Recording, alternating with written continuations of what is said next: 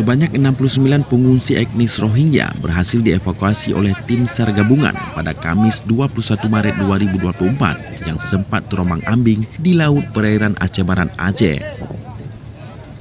Dari 69 pengungsi yang termasuk anak-anak, wanita dan pria tersebut dievakuasi melalui pelabuhan Jeti Kota Melambo dengan kondisi selamat meski terdapat beberapa di antara mereka mengalami dehidrasi dan kelelahan.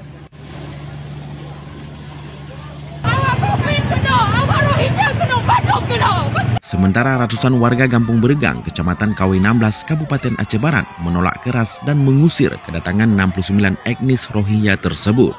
Hal itu terjadi di saat puluhan etnis Rohingya akan ditempatkan di komplek Rumah Sakit Jiwa Beregang milik pemerintah daerah yang berada di wilayah Gampung setempat.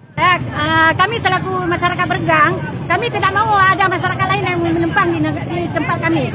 Sementara kami aja di sini agak kewalahan dengan masyarakat kami, apalagi kami menampung orang-orang lain. Setiap ada masalah di kabupaten, selalu desa kami menjadi sasarannya. Dulu masa konflik, sekarang masa Rohingya, juga ke sini ditaruh oleh bapaknya, dikembalikan sana ke laut. Dikembalikan ke desanya, ke lautnya sana. Menolak! Jangan satu hari semenit saja nggak mau diberkati. Menolak kami, menolak, titik, menolak. Menolak keras.